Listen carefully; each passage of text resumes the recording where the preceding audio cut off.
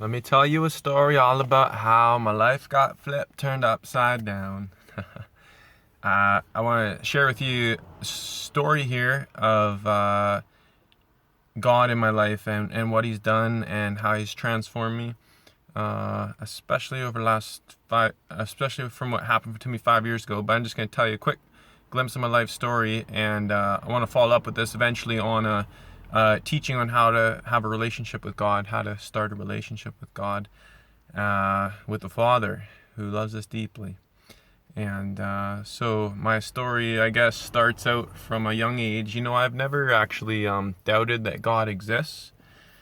Like in the Bible, it says that all of creation screams that there's a creator. And so if you just look at the human brain, for example, and how many nerve synapses there are and how intricate it is, and neuroscientists, they'll be honest and admit they only know like 2% of how the brain works and functions, and that's with the best technology and research. And so something that small and we barely can grasp it. You look at DNA structure and all these things, how intricate and complex this universe is. So I've never doubted that there is a God, but I've more doubted how much does He want to be involved in my life, and how much do I want to allow Him to be involved in my life. And so that's more what I've doubted. So anyways, from beginning though, like from the age of 3, I just couldn't, growing up, I just couldn't deny that God is real, just even based on seeing my parents and how you couldn't deny how genuine it was that they knew God, the way they talk about Him, like He was in the room, the way that it was like they had experienced Him, encountered God, and you just couldn't deny what was going on inside of them. And there's a lot of peace, joy, love flowing through the home, and so those were a lot of signs that there's a God. People don't just go around faking that stuff for years. And but then, yeah, so the age of 3, I started to believe in Jesus. My parents told me about how I actually were born not in God's family. We're born not connected to God, but actually separated from Him, and how Jesus said, I am the way to the Father, I am the only way to God. So I started believing Him when I was 3, but then as a journey in life of mainly God and Jesus just being kind of a sideshow in my life. So mainly I wanted to strive for success, and one day getting a good career with a retirement package, a house and a wife, being good at sports, having a lot of friends, and mainly just striving for my own success and my own rightness. And so that's what I was about in life. Yeah, God was maybe this 5% of my life, little sideshow thing. And so, but I honestly had this hunger for God in high school, and I had some buddies and friends come to know Jesus. And but then when I finished high school, I was like, you know what? I'm a go to Christian university and Bible college. And to be honest with you, those things actually really shattered a lot of faith inside of me, more than a lot of other things in life. So yeah, I thought when I go to these places that I'd like learn how to be more like Jesus and meet people who were way more like Jesus than I was, and they'd take me out, to the poor, and we'd learn how to share the gospel and do the things Jesus said to do as a believer. And so my first day at the Christian university, someone says, "Hey, you want to come to the club with us tonight?" Okay. And then the next night, "You want to come to us at this house party, do a lot of drinking and stuff?" And I was like, what the heck is this?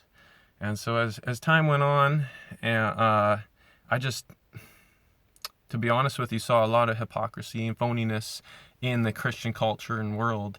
And I thought, man, if this is what it is to be a Christian, and this is what it is to follow Jesus, like, I don't want much to do with this, to be honest with you. And so started becoming actually super cynical. I still kept always going to church, but became super cynical and just like judgmental in my heart. And I'd even go to church and I'd be like, man, what even is this? People come here for an hour and a half, they sing some songs to the wall, and warm up a seat, and then they go about their week, and their life pretty much just looks like everyone else's. They go to the job and come home, eat supper, exercise, watch a movie, go to bed, and their life looks like everybody else's. And I thought, if you truly, really believe in Jesus, your life should look totally different. And if you truly believe in what he said and what he called us to, it should look totally different. And so, but I became pretty much, pointing fingers at everyone else, right? But when you're pointing fingers at everyone else, you got 3 more pointing at yourself. And so I couldn't see it at the time. But I strayed away from God for like a good 5 years. And what is interesting, though, is as I strayed further and further away from God, this emptiness inside of me kept growing and growing and growing. And I was like, I'm a tough dude. I shouldn't be feeling empty, but it kept growing. And so one thing in the Bible, basically I was growing in a lot of pride, thinking that I was the best thing to this world. Look at me. I'm so amazing. I'm such a good person. And I would tell Christians, like, do you really need to read the Bible? Do you really need to pray to God? It's a really obvious message. Just love people. So just go ahead and do that. And what's the point in all the Bible reading and stuff? So I was like actually becoming in opposition to God. And in the Bible it says that God opposes the proud, but gives grace to the humble. Okay? So I was growing in pride, and God actually started opposing me in many ways. Just one example was that I got a phone call from my mom, and she says the doctors found her dad's whole body full of cancer. And I went up and visited him in the hospital in his 3rd round of chemo, and that was the first time in life I'd been kind of protected from seeing death up until that point in my life, but first time I'd really seen death in my face. And it woke me up to how fragile life is and how short life is. And so it made me think, if that could be me, that could be me 6 months from now. And people pass away from heart attacks and all kinds of issues every day, real sudden. And so I thought, if I could die from 6 months from now, what am I living for today? And if I was honest with myself, I was mainly living for myself, my own selfish ambition, vain conceit, and the North American dream was what my eyes were focused on. And no wonder I was feeling empty. Everything that the world had promised me would make me happy and joy-filled, I got all those things, and still this emptiness creeping up. And so, anyways, at one point though, I started, within my connections, different connections, I started meeting people who were different. Believers in Jesus who are different. Like, it was like their whole life was about Jesus. They talked about him like he was so alive in their life today, now. They talked about all kinds of stories of what God did yesterday and the week before, and how he showed up in this and that way, and these miraculous things they saw, and they prayed to God and fasted and spent a lot of time with him, and there's just this joy, the overflowing joy when they talked about God, like he was very real in their life. And I was like, you know what? There's something that they have that I don't have. And I got real honest with myself, and they loved God with like all of their heart. One time Jesus was asked, what's the most important thing in life? He didn't say the North American dream. He didn't say that your own success. He said, most important thing, to love God with all of your heart, all of your soul, all of your mind, and all of your strength. And I love God. Got honest with myself, probably with like 5% of my heart. And so it was a journey of a year or two. I saw what was different in their lives is that they spent a lot of time seeking God. And I got honest and I said to myself, I've never truly spent the time to seek God. Even though I've been in church or whatever, religious things for 20 years, I came to this point of realizing I don't even know if I know God. And so I was trying to seek God, but still felt like I was just hitting these walls of not actually knowing him. And so one night I prayed to God. I said, God, I want to love you the way that these people love you and the way that they know you, but honestly, I don't know how to make it happen. So you're going to have to do something. So I prayed that night, and when I woke, and nothing happened. But when I woke up the next morning and started praying, it's hard to explain, but it was different. Like I physically felt different. I felt like this joy and peace kind of jumping around inside of me, like almost like a burning fire inside of my heart and chest and mind. And it was like this joyful burden over me. And it was crazy. I was like, wow, this is amazing. This is God. And it talks in the Bible. I think what happened to me was God's Spirit came in or upon me. I received the Holy Spirit. I don't know, but it was amazing. And honestly, I thought maybe this is just a short momentary thing, and I'm gonna lose this like tomorrow or even a few hours from now. But it never really left me, and kept with me, and even started growing as the months went on. And it just drew me into, man, this is real. Jesus is real, and I wanna give everything to him, seek him with all my heart, mind, soul, and strength. And so I started like memorizing the Bible. I used to not even want to read the Bible, and I was like spending all my time memorizing it and just seeking God like crazy, praying, and started to see him come alive in my life, and like just in miraculous ways he'd show up. And I said, there's people that don't have this in life. Like, man, this joy that's inside of me, there's people that don't have this. I know that they don't, because I never used to. And so I wanted to like share the good news of Jesus, the gospel of Jesus, with people all of a sudden everywhere I went. And so I started reading the Bible more, all that. That's a dangerous thing somewhat, because as you start getting in the Bible, God starts showing you things that are off track in your life. And so he started showing me even that I was walking in dishonesty, loving alcohol too much in life, lusting after women, bitterness, anger, cynical. And he just, as you keep reading the Bible, he slowly shows you things, and he isn't there to condemn you on them, but to set you free from them. So for years I didn't know, but I had this backpack of these black rocks and these weights I was carrying, and God started showing me them one at a time. As I started reading the Bible, after I received the Holy Spirit, it was like all the words suddenly would come alive to me, whereas before they seemed kind of dead. It was like they'd all really come alive and convict. And so he started showing me all these rocks I was carrying.